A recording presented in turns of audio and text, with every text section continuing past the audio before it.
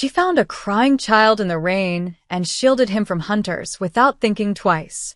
What she didn't know, the boy was a vampire prince, and his father, the vampire king, was about to open his wallet and ask her to name her price. She shocked him by asking for something no one in his court had ever requested. The rain hit Night Vale like a punishment. Mira pressed herself deeper into the collapsed archway, pulling her torn coat tighter. Water streamed through cracks in the stone above, but this corner stayed mostly dry. Mostly. She'd learned long ago that mostly was the best you could hope for when you had nowhere to go. 3 years on these streets had taught her the rules. Keep your head down, trust no one, and never, ever get involved. But then she heard the crying. At first, she thought it was a cat. The sound was small, broken, barely audible over the storm. Mira closed her eyes, willing herself to ignore it. Not your problem. Not your business. She'd seen what happened to people who played hero in Night Vale's backstreets. They didn't last long. The crying grew softer, weaker. Damn it, Mira muttered, pushing herself up. Her knees protested. Too many nights on cold stone, but she forced herself forward, following the sound down the narrow alley. She found him crumpled against a dumpster, small hands pressed over his mouth, trying desperately to muffle his own sobs. He couldn't have been more than 8 years old. Rain plastered his dark hair to his skull, and his clothes, once fine, she noticed, hung in tatters. But it was his eyes that stopped her cold. Silver. Pure, luminous silver, catching the faint moonlight that broke through the storm clouds. They locked onto hers with an intensity that made her breath hitch. No human child had eyes like that. Please, the boy whispered. They're coming. They're going to kill me. Myra's survival instinct screamed at her to walk away. Whatever this kid was, whatever trouble followed him, it wasn't her fight. She had nothing. She was nothing. What could she possibly do? Then she heard the voices. The leech spawn went this way. Check every shadow. The king's offering gold for whoever brings back his head, dead or alive. Another voice, eager, hungry, preferably dead. Footsteps splashed through puddles, growing closer. 4 men, maybe 5, armed with something that made the air taste like copper and fear. The boy's silver eyes pleaded with her. He didn't say another word. He didn't have to. Mira grabbed his wrist and pulled him to his feet. Don't make a sound. She knew these alleys better than anyone. 3 years of running, hiding, surviving had mapped every shadow in her mind. She led the boy through a gap in the fence that most adults wouldn't fit through, but she'd learned to make herself small. On the other side, she yanked him into a recessed doorway of an abandoned shop, covering his mouth with her hand as the hunters thundered past. Lost him. Spread out. He can't have gone far. If we don't find him before dawn, the king will. Their voices faded down different streets. Mira waited, counting her heartbeats. When she reached 300, she finally released the boy and sagged against the door, adrenaline leaving her hollow. Why did you help me? The boy asked, his voice steadier now but still small. You don't even know what I am. I know you're a kid who's scared, Mira said, not looking at him. That's enough. They called me leech spawn. I heard. You know what that means. Mira finally met those impossible silver eyes. Yeah, I know. Vampires. The word hung between them, unspoken but heavy as stone. In Night Vale, vampires were myths told to scare children. Monsters from old stories. Things that couldn't possibly be real. Except this boy was real. And those hunters were real. And the fear in his eyes was the realest thing Mira had seen in years. I'm Kale, he said quietly. Mira, she pushed herself up, every muscle aching. Can you walk? He nodded. Then we need to move. They'll double back when they don't find you. She led him through 3 more alleys, checking constantly for pursuit. The rain was letting up, which meant dawn wasn't far. That should have been good news. Hunters usually scattered when daylight came. But the way Kale kept glancing nervously at the sky made Mira wonder if sunrise would bring different dangers.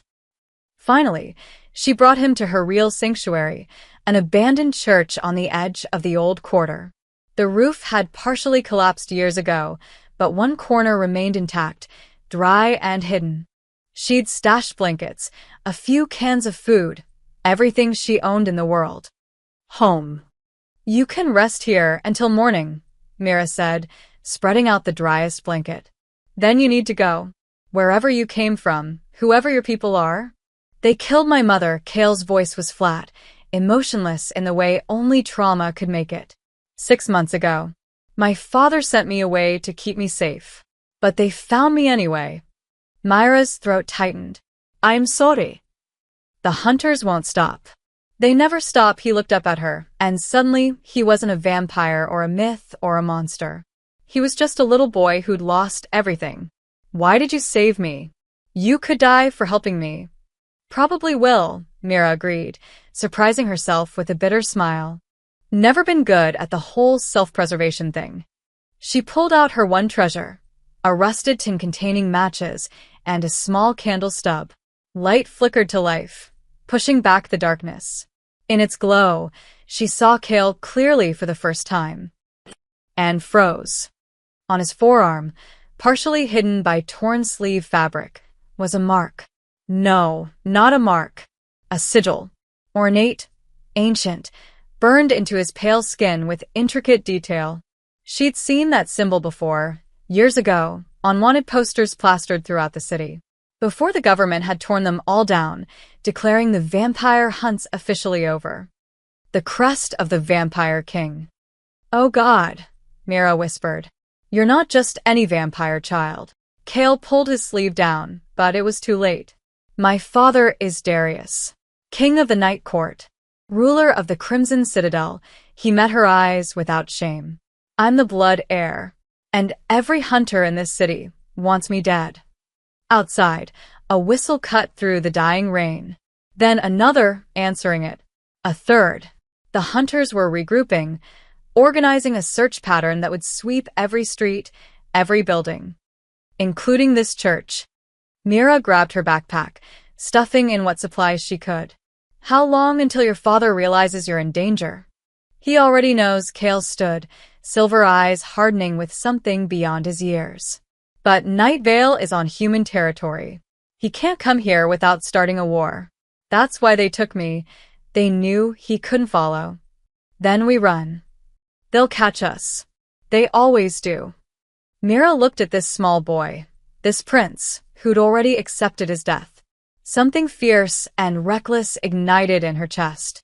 She'd spent 3 years running, hiding, surviving alone. She'd lost her home, her family, everything that mattered. She had nothing left to lose. Which meant, for the first time in years, she could choose to fight. Not this time, she said, slinging her pack over her shoulder. I didn't save you just to watch them kill you. Come on. As they slipped out the church's side entrance into the pre-dawn darkness, Mira made a choice. She'd broken her rules, gotten involved, trusted someone, played hero. And somewhere in the city, hunters closed in, ready to make her pay for it. The abandoned church became a tomb. Mira had circled back after 20 minutes of leading Kale through back streets, convinced they'd lost the hunters in the maze of the old quarter. She'd been wrong. They returned to find 3 men tearing through her sanctuary, ripping apart blankets, kicking over her carefully hidden supplies. Her tin of matches lay crushed under a boot heel. Someone's been living here, one hunter said, a scarred man with dead eyes. Recently, Kale's hand tightened in hers. Mira pulled him back, but her foot scraped against loose stone. The sound echoed like a gunshot. All 3 hunters turned. Well, the scarred man smiled. Look what crawled back. Mira shoved Kale behind her. Run when I say. Touching, the hunter drew a silver blade that gleamed with an oily sheen. Poison. The street rat playing mother to a monster. You know what he is? A child. A leech. He stepped closer. His kind killed my daughter. Drained her dry, and left her in an alley just like this 1 inch. His voice cracked with old grief twisted into something venomous. I've been hunting them for 3 years. This one's the last of the royal bloodline. When he dies, their reign ends. His mother's already dead, Mira said quietly. Hasn't that family suffered enough? Not nearly, the hunter lunged. Mira grabbed a piece of broken timber and swung hard. She'd learned to fight dirty on these streets. No form, no honor, just desperation and will to survive. The wood connected with his wrist. The blade clattered away. But the other two were already moving. One grabbed her from behind. The other went for Kale. No. Mira drove her elbow back, heard something crunch. The hunter's grip loosened. She spun, kicking his knee. He went down screaming. But the third hunter had Kale by the throat, lifting him off the ground. The boy struggled, those silver eyes wide with terror, small hands clawing uselessly at the man's arm. Time seemed to slow. Mira saw the dropped silver blade, saw the hunter squeezing tighter, saw Kale's face turning colors no child's face should turn. She dove for the weapon. Her hand closed around the hilt, burning, the poison making her palm blister instantly, and she drove it upward into the hunter's thigh. He howled, dropping Kale, stumbling backward. The boy collapsed, gasping. You're dead, the scarred hunter snarled, back on his feet despite his bleeding wrist. Both of you. Then the temperature dropped. Not gradually. All at once, as if winter had arrived in a single breath. Frost crept across the walls. Their exhaled breaths became visible clouds. And the shadows moved. Something emerged from the darkness at the church entrance, too tall, too graceful, too other to be human. Crimson eyes glowed in the dim light. A presence that made Myra's instincts scream in two directions at once. Run and kneel. That's far enough, a voice said, smooth as silk, cold as death. The hunters froze. King Darius stepped into the candlelight, and Mira understood instantly why humans feared vampires. He wore black that seemed to absorb light rather than reflect it. His face could have been carved from marble, beautiful and terrible and utterly inhuman. Power rolled off him in waves. Father, Kale whispered. Darius's eyes swept the scene. His son crumpled on the floor, the hunters with their weapons, and Mira kneeling between them, hand still blistered from the poisoned blade. You entered Night Vale, the scarred hunter said, trying to sound brave and failing. That's an act of war. My son was taken from protected territory. Your laws were broken first. Darius moved with impossible speed. One moment he stood at the entrance. The next, his hand was around the scarred hunter's throat. You dared harm the blood heir. We were defending humanity. The snap echoed through the church. The hunter's body hit the ground. The other two ran. They made it 3 steps before shadows. Knights Mira hadn't even seen, materialized and dragged them screaming into the darkness. Silence fell, broken only by Kale's ragged breathing. Darius crossed to his son, kneeling. His hands, terrifying seconds ago, touched Kale's face with infinite gentleness. Are you hurt? I'm okay. Kale threw his arms around his father's neck. She saved me. Twice. They were going to kill me, and she... Darius's crimson gaze shifted to Mira. She couldn't move. Couldn't speak. Every survival instinct told her she was prey looking at a predator. You protected the blood heir, it wasn't a question. Mira forced herself to nod. Why? Darius stood, and suddenly the small church felt even smaller. You're human. You owe us nothing. By all accounts, you should have turned him over to the hunters for a reward. He's a kid, Mira said hoarsely. That's reason enough. Something flickered across Darius's perfect face. Surprise, perhaps, or suspicion. He studied her for a long moment. Homeless, injured, holding a poisoned blade with a blistered hand, standing in the ruins of everything she owned. You'll come with us, he finally said. What? To the Crimson Citadel. My son's life is worth more than all the gold in human kingdoms. His tone made it clear this wasn't a request.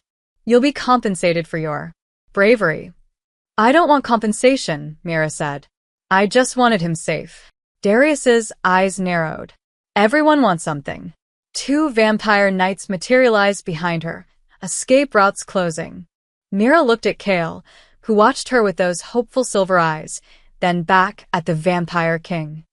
She'd saved a child tonight, broken every rule of survival, and now she was being taken to a place where humans supposedly never return from. Fine, she whispered. As they left the church, Mira glanced back once at the only home she'd known for 3 years. The candles still flickered, a tiny light against impossible darkness. She had no idea she'd never need it again. The journey to the Crimson Citadel should have been impossible. One moment, Mira stood in the ruined church. The next, darkness swallowed her whole. Not the absence of light, but something alive, something that moved. She felt weightless, pulled through space that bent wrong. When solid ground returned beneath her feet, she collapsed to her knees, gasping. Mortals always struggle with shadow walking, one knight said dismissively. Mira looked up and forgot how to breathe. They stood at the edge of a massive fortress carved directly into a mountain of black stone. Spires twisted toward a sky that held no sun, only a blood-red moon that never seemed to move. Crimson fire burned in enormous braziers, casting everything in shades of scarlet and shadow. The Crimson Citadel, a place from nightmares and legends. And it was real. Welcome to the Night Court, Darius said, watching her reaction with unreadable eyes. Come. Mira forced herself to stand, though her legs shook. Kale stayed close to his father, but kept glancing back at her, as if afraid she might disappear. They crossed a bridge over a chasm so deep Mira couldn't see the bottom. Guard towers loomed on either side, and she felt eyes watching from every shadow. When they passed through the main gates, massive doors of black iron inscribed with symbols that hurt to look at, whispers erupted. Is that a human? What's it doing here? The king brought back immortal?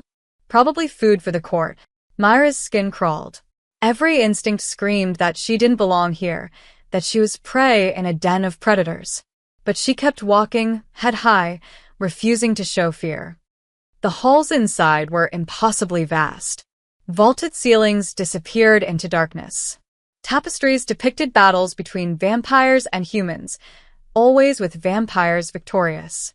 Courtiers in elaborate crimson and black silk stopped to stare as they passed, their eyes glowing various shades of red and gold. None were silver like Kale's. Darius led them to a throne room that made Mira feel like an insect. The throne itself was carved from a single piece of obsidian, and behind it, a window showed that eternal red moon. Father, Kale said quietly, can Mira stay with me? Please. She'll have quarters assigned. Please, those silver eyes pleaded. I don't want to be alone. Darius's jaw tightened, but he nodded. Very well. For tonight, he gestured, and a female vampire in elegant robes appeared, moving so silently Mira hadn't heard her approach. Lady Seraphine will see to your needs, Darius said. Tomorrow, we discuss your reward. I don't need, Mira started. Nevertheless, his tone left no room for argument. You saved the blood heir. That debt will be paid. He swept from the room, knights following like shadows. Only Kale remained, grabbing Myra's hand. Come on, he said, almost excited now. I'll show you my rooms. They're huge, you'll like them. Lady Seraphine smiled, but it didn't reach her golden eyes. This way, mortal. Kale's chambers were indeed enormous, a suite of rooms filled with books, strange artifacts, and furniture that looked both ancient and priceless. But what struck Mira was how lonely it all felt. Like a beautiful cage. You can sleep there, Kale pointed to a room adjoining his. Father had it prepared for my tutors, but he trailed off. They don't visit much anymore. Why not? Mira asked, though she suspected she knew. They're afraid of me. Kale sat on his bed, suddenly looking very small. After Mother died, everything changed. The court thinks I'm weak because I cried. Father thinks I'm weak because I got captured. His voice dropped to a whisper. Maybe they're right. Mira sat beside him. You're 8 years old. You're supposed to cry when bad things happen. That's not weakness. That's being human. But I'm not human. You're a person. That's close enough. Kale leaned against her shoulder. Within minutes, exhaustion claimed him. Mira carefully tucked him into bed, watching his face relax in sleep. He looked peaceful. Safe. She moved to her assigned room, but couldn't sleep. The bed was too soft, the silence too complete. She was used to street sounds, to always being half alert for danger. Here, the danger was everywhere and nowhere at once. Near dawn, or what passed for dawn in this sunless realm, the door opened.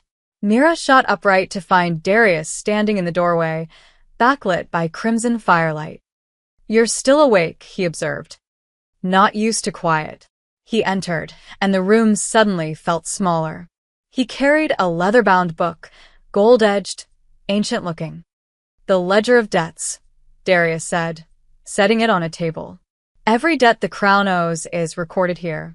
Every promise made, he opened it, revealing pages covered in elegant script. You saved my son's life. Twice, he tells me. That is no small thing. I didn't do it for a reward. I know he studied her with those crimson eyes. Not cruel, but calculating. That's what makes this interesting. Everyone wants something, Mira. Everyone has a price. Name yours. Mira thought of 3 years on the streets, of cold nights and hunger that gnawed like an animal, of looking over her shoulder, always running, never safe. A bed, she said finally. Just one night without fear. Silence stretched between them. Darius's expression shifted, something like surprise, or perhaps respect, flickering across his perfect features. You ask for nothing, he said quietly. No gold. No power. No mortality. I just want to sleep without wondering if I'll wake up. The Vampire King stared at her for a long moment. Then unexpectedly he bowed his head slightly. You have it. For as long as you remain in my citadel, you are under the crown's protection. No one will harm you. He left as silently as he'd come. Mira lay back down, and for the first time in 3 years, she slept deeply. She didn't know that her simple request had just unsettled the most powerful vampire in existence, or that the entire court was now watching her with new, dangerous interest. Mira woke to find Kale sitting cross-legged on the floor beside her bed, watching her with those luminous silver eyes. You snore, he said matter-of-factly. Good morning to you too. Mira sat up, disoriented. The crimson light filtering through the windows looked exactly the same as when she'd fallen asleep. No way to tell how long she'd been out. How long have you been sitting there? 2 hours, maybe? I didn't want to wake you. You looked peaceful. Something in his voice made her chest ache. Don't you have, I don't know, prince things to do? Fathers in council meetings. They bore him, so they definitely bore me. Kale stood, suddenly energetic. Want to see the gardens? They're the only place here that doesn't feel dead. Before Mira could answer, the door burst open. Lady Seraphine swept in, followed by 2 servants carrying clothes. The mortal cannot appear at court dressed like a beggar, she announced, eyeing Myra's stained, tattered clothes with obvious disgust. The king has ordered you be made presentable. I'm fine as I am. You are not, Seraphine's golden eyes flashed. You may have saved the prince, but that doesn't give you leave to embarrass the crown. You'll bathe, dress properly, and comport yourself with at least minimal dignity. Kale bristled.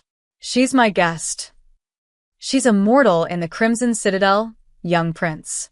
That makes her a curiosity at best, a liability at worst. Seraphine's voice softened slightly.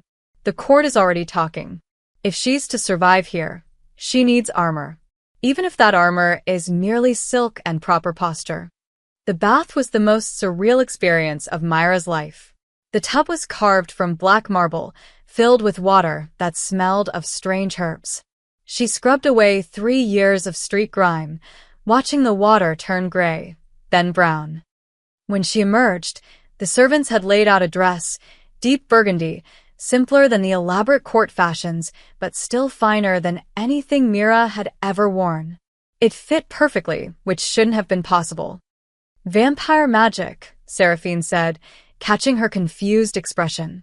Useful for some things, at least. They braided Myra's dark hair back from her face. When she looked in the mirror, actual silver, probably worth more than everything she'd owned in her life, she barely recognized herself. Better, Seraphine said.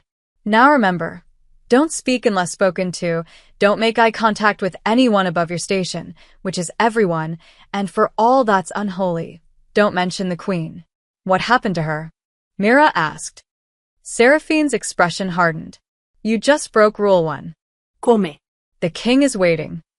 The throne room was packed with vampire nobility, all dressed in variations of crimson and black, all radiating barely concealed hostility.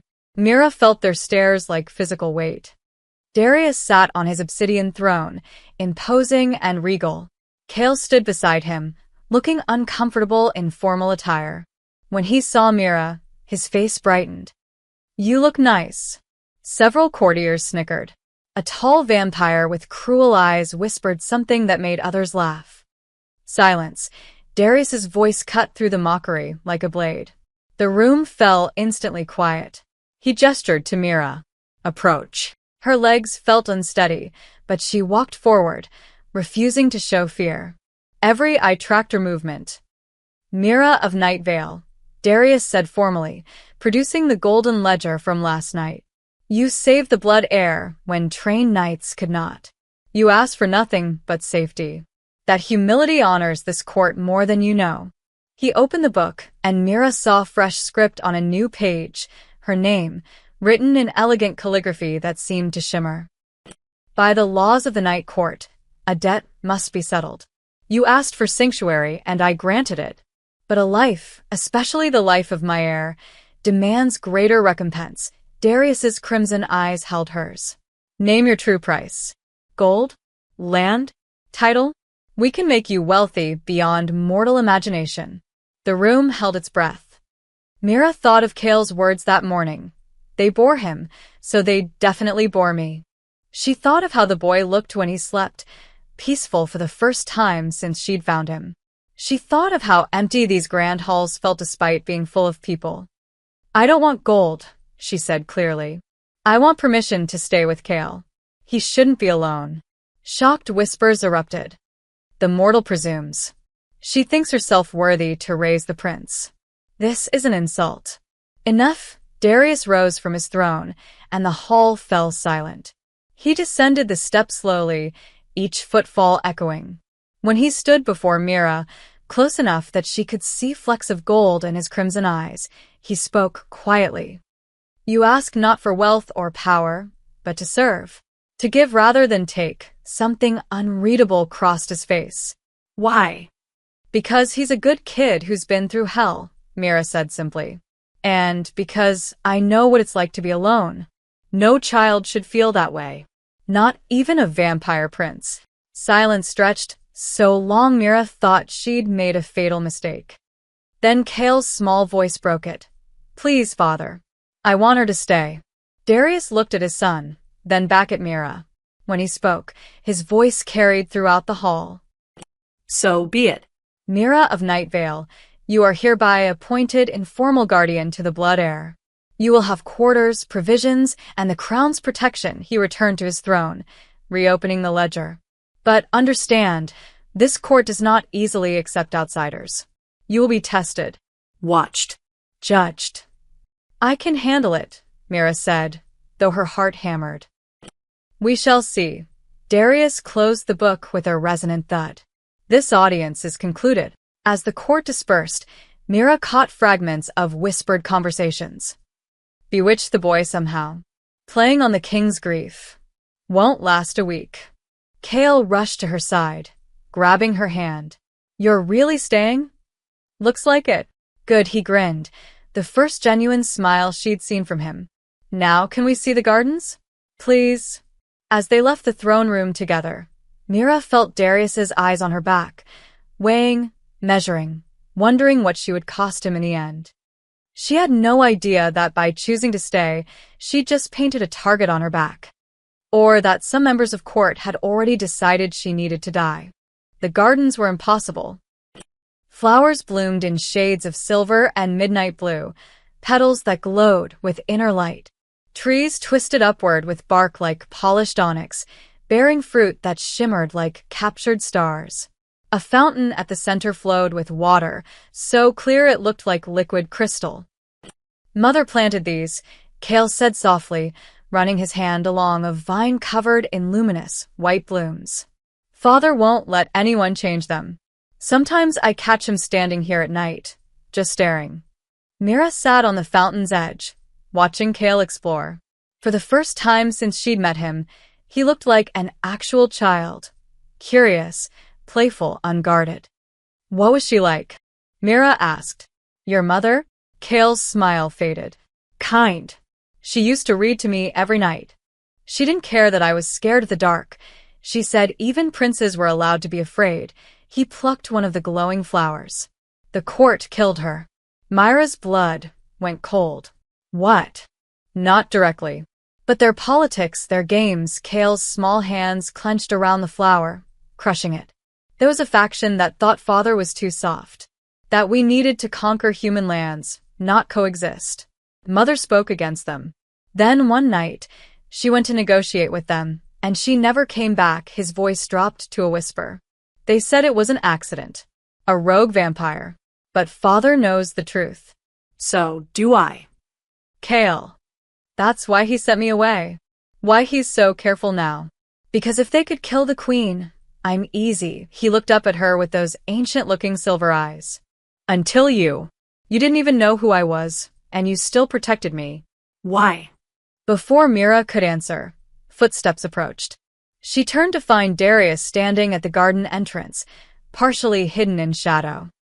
Kale, he said quietly, it's time for your lessons. But now. The boy's shoulders slumped. He handed Mira the crushed flower and trudged toward his father, not meeting his eyes. As they left, Mira heard Kale whisper, You never come to the gardens anymore. Darius didn't respond. Over the following days, Mira began to understand the strange dynamics of the Crimson Citadel. Kale refused to eat unless she was present. At first, the servants found this amusing. A mortal woman sitting at the royal table, watching a vampire child push blood-infused food around his plate. But when Mira started telling him stories from her life on the streets, turning meals into something other than a grim duty, Kale began eating. Then talking. Then laughing. The sound echoed through halls that had been silent for too long. Darius noticed. He'd appear in doorways, watching them with an expression Mira couldn't decipher. Not quite approval, not quite suspicion. Something more complicated. You're good with him, he said one evening, finding Mira in the library where she'd been reading to Kale. The boy had fallen asleep against her shoulder. He just needs someone to listen, Mira said quietly, careful not to wake him. His tutors listen. His tutors are terrified of him. There's a difference, she met Darius's gaze. He knows they're scared. Kids always know. Darius moved closer, studying his sleeping son. For a moment, something cracked in his regal facade. Raw grief, quickly hidden. He looks like her, Darius said. His mother. Same stubborn expression. Even in sleep. He told me what happened. Darius's jaw tightened. Did he? He thinks you don't come to the gardens because they remind you of her. He's not wrong, Darius turned away. But that's not your concern. Maybe not. But he's lonely, and you're grieving, and you're both so busy protecting each other that neither of you are actually living. Mira carefully shifted Kale's weight. I'm just a homeless woman who got lucky. I don't understand court politics or vampire law. But I know what it's like to lose everything. And I know that isolation doesn't heal wounds. It just lets them fester. Darius was silent for a long moment. You speak boldly for someone who relies on my protection. You asked for honesty when you opened that ledger. I'm giving it to you. Something almost like respect flickered across his face. You're not what I expected. What did you expect? Someone who wanted something. Power, wealth, immortality. Everyone in this court wants something from me. He looked at Kale again. But you just want him to be happy. Revolutionary concept, I know. The ghost of a smile touched Darius's lips. Indeed. But not everyone found Myra's presence charming. Lord Valen, the cruel-eyed vampire from the throne room, watched her constantly. He'd conveniently appear wherever she walked with Kale, making pointed comments about mortal fragility and inappropriate attachments. The prince grows too dependent on her. Valen said one night during a feast Mira had been forced to attend. He spoke loudly enough for the entire table to hear. What happens when she dies? Mortals are so fleeting. Then I'll grieve and move on, Kale said sharply, surprising everyone. Like father did with mother. The table fell deathly silent. Darius's expression darkened. Kale, he said quietly. That's enough. But it's true. Everyone acts like we should just forget her, but we can't, and we shouldn't have to. I said enough. Darius's voice could have frozen fire. Kale stood, eyes bright with unshed tears. You won't talk about her. You won't visit her gardens. You won't even say her name anymore, his voice broke. It's like you want to forget she existed. He ran from the hall. Mira stood to follow, but Darius's hand caught her wrist, not hard, but immovable. Let him go. He's upset. He needs to learn control. Emotions are weapons here. Showing them is weakness, but Darius's eyes betrayed him, tracking the doorway where his son had disappeared. Mira pulled her hand free. He's 8. He's allowed to have emotions. Not if they make him a target. They already killed his mother for politics. What more can they take from him? His childhood? His ability to love? She stepped closer, not caring that she was challenging a king. You can't protect him from grief by teaching him not to feel. That's not protection. It's imprisonment. The entire court watched, waiting for Darius to punish such insolence. Instead, he simply stood. This feast is concluded. As the courtiers dispersed, some disappointed, others intrigued, Valen approached Mira with a serpent smile.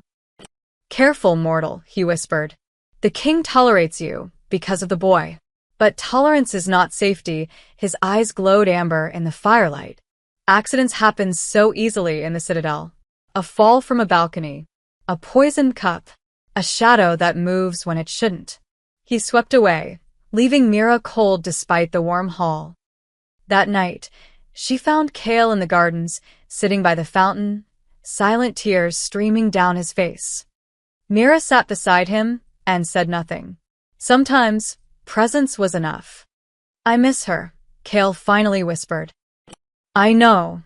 Father won't even say her name. Alara.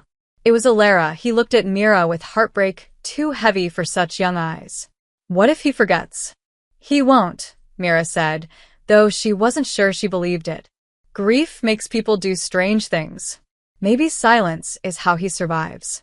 Is that how you survive? Being silent about what you lost. Myra's throat tightened. She hadn't talked about her own losses, her family, her home, the life before the streets, with anyone. No, she admitted. I survive by remembering. And by finding new things worth protecting. Kale leaned against her, and they sat in Alara's garden under the eternal red moon, two survivors holding each other up. Neither noticed Darius watching from the shadows, something like longing in his ancient eyes. The feast celebrating Kale's return came 3 weeks after Myra's arrival. The entire court attended, nobles from every vampire house, dressed in their finest silks and jewels. The great hall blazed with crimson light, long tables laden with delicacies Mira couldn't identify and wasn't sure she wanted to. Stay close to me, Kale whispered as they entered. He wore formal robes that made him look older, more prince than boy. And don't drink anything unless I taste it first. Kale, that's not. Promise me. His silver eyes were deadly serious. Mira promised. Darius sat at the high table, regal and distant, surrounded by his council. He'd barely spoken to either of them since the argument about Alara. But when Kale took his place at his father's side, and Mira was seated nearby, a position of honor that made several nobles visibly bristle, Darius nodded slightly to her. Acknowledgement, if not warmth. Lord Valen stood to make a toast. To the blood heir, returned safely to us. May he grow strong and wise, guided by proper counsel. His eyes flicked meaningfully to Mira. And may he remember that true strength comes from his own kind, not from external influences. Polite applause followed, but the message was clear. The feast continued with elaborate courses. Mira picked at her food, actual human food, prepared separately, though she noticed several vampires watching her eat with predatory fascination. They're not used to live prey at the table, a voice said beside her. Mira turned to find Lady Seraphine had taken the adjacent seat. Should I be worried? Constantly, but Seraphine's golden eyes held something like respect. You've lasted longer than I expected. The boy clearly adores you. Even the king seems different when you're around. Different how? Less frozen. More. Seraphine paused, searching for the word. Human. Before Mira could respond, servants brought out wine. Deep red, almost black, served in crystal goblets. Everyone took one. Even Kale received a small cup. To the blood heir, someone called, and the hall echoed it. Kale lifted his cup, glancing at Mira. She smiled encouragingly. He started to drink. Then stopped. Something's wrong, he said quietly. Darius's head snapped toward him. What? The smell. It's Kale's nose wrinkled. Off. Lord Valen laughed. The prince is too accustomed to human coddling. This is traditional blood wine, your highness. Perhaps you've forgotten the taste of. Let me try it, Mira said suddenly, reaching for Kale's cup. Don't be ridiculous, Valen sneered. Mortals can't tolerate. Kale handed her the cup. Their eyes met. He trusted her to know what she was doing. Mira didn't drink. She held the cup close, inhaling carefully. Beneath the copper scent of blood, there was something else. Bitter, wrong. She'd smelled it before, in the church, when the hunters attacked. Poison, she said clearly. Chaos erupted. Absurd. Valen shouted. Test it, Darius commanded, his voice cutting through the noise. A court physician hurried forward, performing some kind of spell. The wine in Kale's cup turned black as tar. Nightshade extract, the physician breathed. Mix with silver powder. Fatal to vampires within minutes. The hall fell deathly silent. Who prepared the heir's cup? Darius's voice was soft, which somehow made it more terrifying. Servants scrambled to answer, pointing to one another, but the trail went cold. Too many hands had touched the wine. Mira watched the nobles' faces. Most showed shock, but a few, including Valen, looked merely annoyed. This is an assassination attempt, Darius continued, still too quiet. Against my son. In my own hall he stood, and the temperature plummeted. Find who's responsible. Now. Guards moved through the crowd. But Mira knew they'd find nothing. This had been too carefully planned. Kale was shaking. Mira put her hand on his shoulder, and he grabbed it like a lifeline. I'm okay, he whispered. I'm okay. But his skin had gone even paler than usual. Then he gasped, doubling over. Kale. Myra's heart stopped. He looked up at her, silver eyes wide with terror. I drank some. Before I noticed. Just a little. Physician. Darius roared, already moving. The hall descended into pandemonium. The physician rushed forward, examining Kale with increasingly frantic movements. The poison's in his blood. Moving fast, he looked at Darius with grim eyes. There's no antidote. Not one that works quickly enough. Then make one. My lord, the amount he consumed, even for such a small dose, it's spreading. The only thing that might work is fresh blood. Pure, untainted, strong enough to flush out the poison. The physician's voice dropped. Human blood. Every eye in the hall turned to Mira. How much? She asked immediately. No, Darius said. We'll find another way. How much? Mira repeated, louder. The physician met her gaze. Enough that you might not survive. And even if you do, the transfusion process, sharing blood directly with a vampire, it changes people. Sometimes permanently. Mira looked at Kale, trembling and afraid, poison burning through his small body. She thought of how he'd saved his last piece of bread to share with her. How he'd fallen asleep, holding her hand. How he'd looked at her and simply said, "You're really staying?" "Do it," she said. "Mira," Darius started. "He's a child. I'm not watching him die because I was too scared." She turned to the physician. "What do you need me to do?" The physician hesitated, then nodded. "Bring them to the healing chamber. Quickly." The ritual was agony. They laid Kale on a stone table inscribed with glowing runes. The physician cut Myra's wrist, deeper than she expected, and held it over Kale's mouth. Her blood flowed into him, hot and fast. But it wasn't enough. "The poison's fighting back," the physician said. "We need direct contact. A complete transfusion." "What does that mean?" Myra's vision was already swimming. "It means," Darius said quietly, appearing beside her, "that I have to turn you. Partially. Just enough to survive the blood exchange. But you won't be fully human anymore." Mira looked at Kale, lips turning blue, breathing shallow. "Do it. You don't understand what you're asking." "I understand a child is dying." Her voice broke. "I understand I have a choice, and I'm making it. Now stop wasting time." Darius stared at her for a long moment. Then he took her other wrist, and his fangs pierced her skin. The pain was electric, then cold, then something else entirely. She felt his venom entering her bloodstream, changing her from the inside out. The world sharpened. She could hear heartbeats in the next room, smell fear and blood, and something ancient in the air. When he pulled away, Myra's eyes had changed. Still human-colored, but now they caught the light differently. Reflective. Predatory. "Now," the physician said, guiding her hand back to Kale's mouth. "Give him everything you can." Mira did. She felt her life pouring out, but also something new, strength she hadn't possessed before, borrowed from Darius's venom. She gave until the world went gray, until she couldn't feel her legs, until Kale's color began to return. The last thing she saw before darkness claimed her was Kale opening his silver eyes. "Mira," he whispered. Then nothing. When she woke 3 days later, everything had changed. Mira woke to the sound of screaming. Her eyes snapped open, and the world was different. Too sharp, too clear.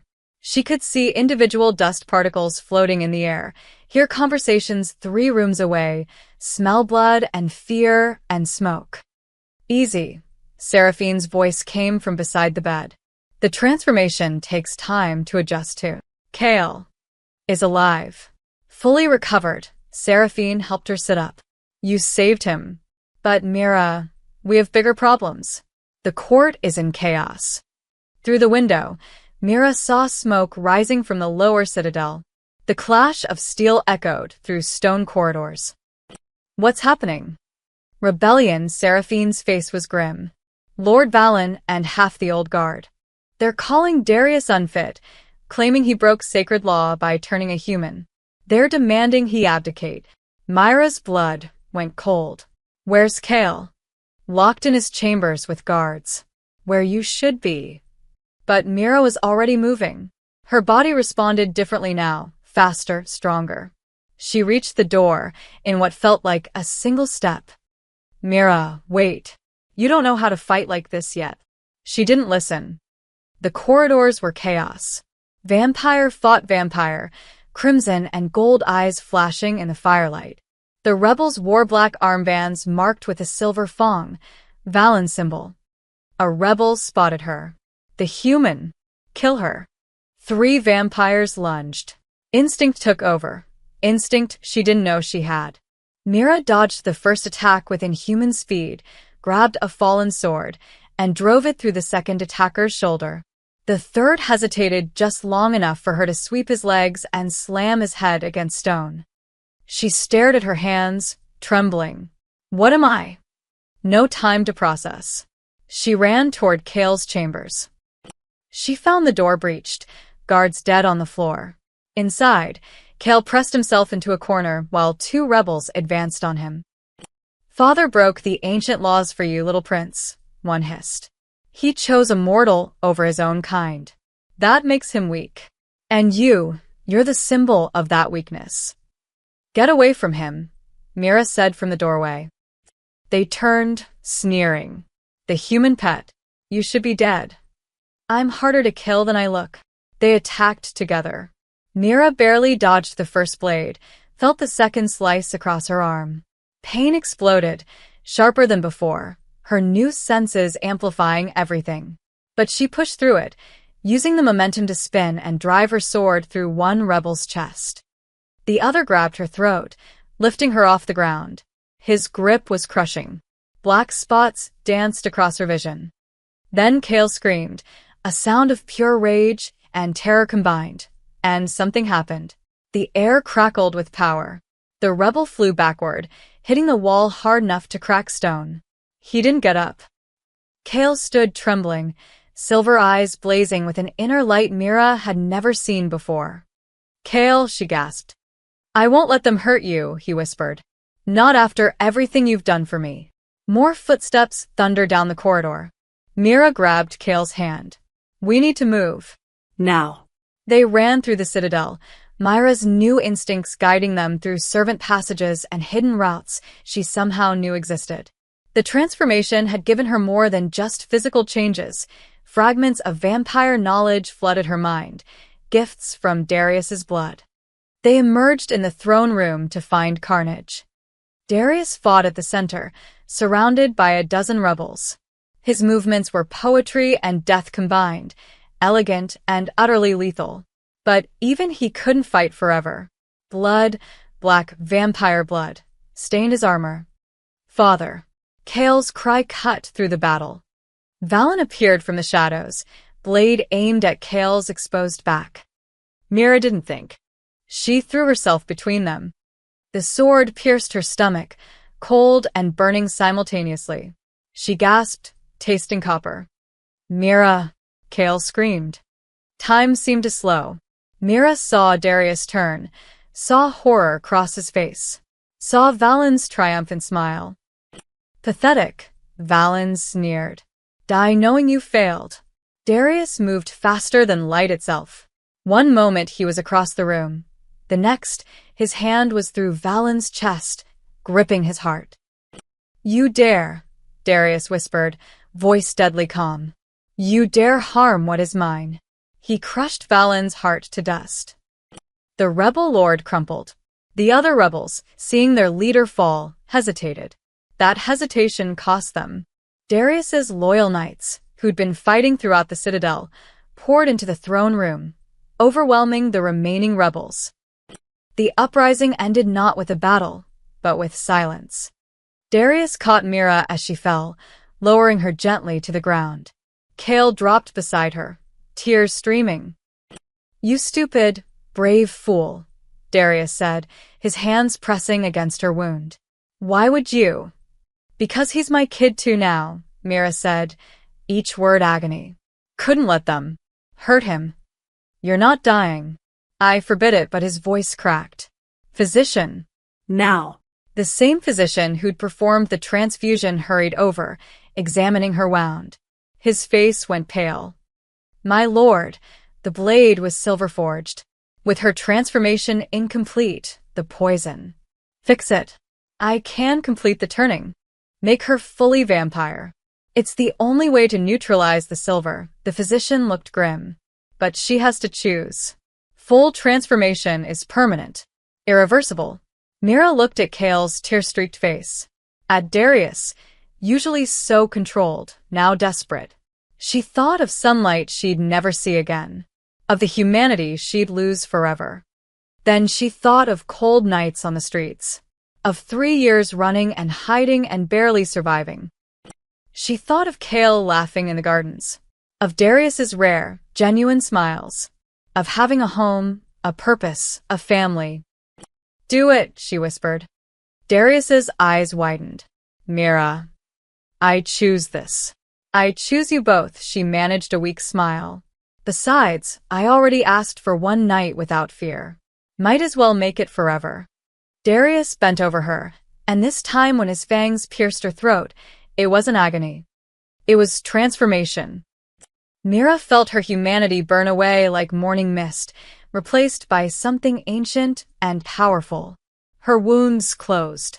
Her heartbeat slowed, then stopped, then started again, different, timeless. When she opened her eyes, they blazed with silver light. Just like Kale's. Impossible, the physician breathed. The silver eyes. Only those of royal blood. But Mira wasn't listening. She sat up, pulled Kale into her arms, and held him as he sobbed with relief. Over his head, her silver eyes met Darius's crimson ones. Thank you, she said. No, Darius replied, something breaking in his expression. Thank you for teaching me what I'd forgotten. He touched her face gently. That love isn't weakness. It's the only real strength we have. Around them, the loyal knights knelt, not just to their king, but to the woman who'd proven that compassion could be fiercer than any blade. The rebellion was over. But for Mira, a new life was just beginning.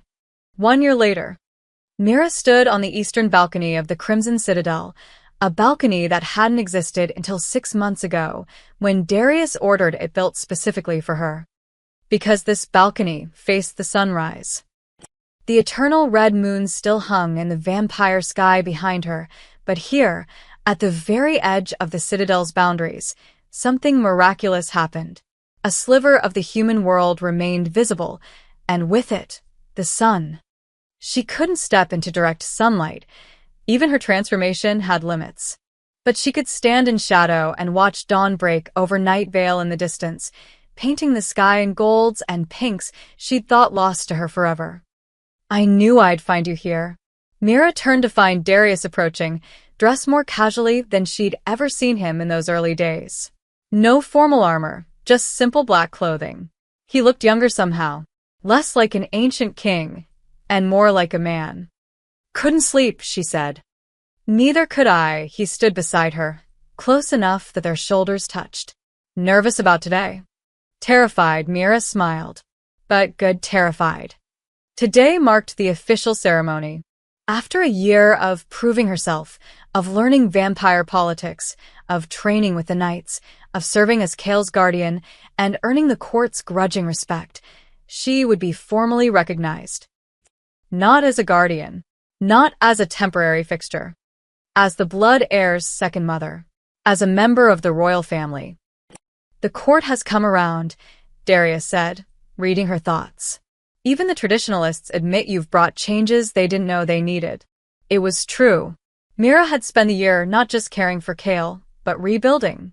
She'd established a network to help mortals in danger, refugees fleeing vampire-human conflicts. She'd pushed for laws protecting the vulnerable, vampire and human alike. She'd even convinced Darius to open diplomatic channels with human kingdoms, something unthinkable a year ago. And slowly, grudgingly, the Citadel had transformed from a place of cold politics into something warmer. I had a good teacher, Mira said, glancing at him. Darius's expression softened. Over the past year, something had shifted between them. What started as obligation and gratitude had deepened into trust, then friendship, then something neither of them had quite named yet. But it was there in the way he sought her counsel, in how she'd catch him watching her with Kale, something like wonder in his ancient eyes. In quiet moments like this, when words weren't necessary. Alara would have liked you, Darius said suddenly. She always believed the court needed more compassion, more humanity. Ironically, he smiled sadly. I thought I honored her memory by becoming harder, colder, by protecting Kale, through distance. You showed me I was just hiding. You were grieving, Mira said gently. You're allowed to grieve. For a year, I couldn't even speak her name without feeling like I was drowning. He looked at the distant sunrise. But you and Kale, you brought light back. You made the gardens feel alive again. You made everything feel alive again. Before Mira could respond, rapid footsteps approached. There you are. Kale burst onto the balcony, silver eyes bright with excitement. At 9 years old now, he'd grown taller, more confident. The ceremony starts in 2 hours. You can't hide out here all morning. We're not hiding, Darius said, ruffling his son's hair, a gesture that would have been unthinkable a year ago. We're observing tradition. What tradition? I'm making one up. Royal privilege. Kale laughed and grabbed Myra's hand. Come on. Seraphine will kill me if you're not ready in time. She's been planning this for months. As they walked back through the citadel, Mira marveled at how much had changed. Servants smiled at her now instead of flinching. Courtiers greeted her with genuine respect. The halls that once felt like a beautiful prison now felt like home. They passed Alara's gardens, now meticulously maintained. Darius visited them regularly now, sometimes alone, sometimes with Kale, sometimes with Mira. The three of them would sit by the fountain and talk about the day, about memories, about the future. A family, pieced together from broken parts, learning to heal. The ceremony was magnificent. The entire court assembled in the throne room, now decorated with both crimson and silver, Myra's color, adopted from her impossible eyes. Darius stood before the throne, regal and imposing. Kale stood at his right, practically vibrating with excitement. And Mira knelt before them both, wearing a gown of deep silver that caught the light like starlight. Mira of Night Vale, Darius's voice rang through the hall. Once a stranger to our world. Once mortal, vulnerable, alone. You gave everything to save my son, your humanity, your safety, your life as you knew it. You asked for nothing and gave everything. He descended the steps, producing a circlet of silver and obsidian, a crown, but simpler than his own, elegant rather than imposing. You taught this court that strength comes not from cruelty, but from compassion. Not from domination, but from protection. Not from isolation, but from love. He placed the circlet on her head.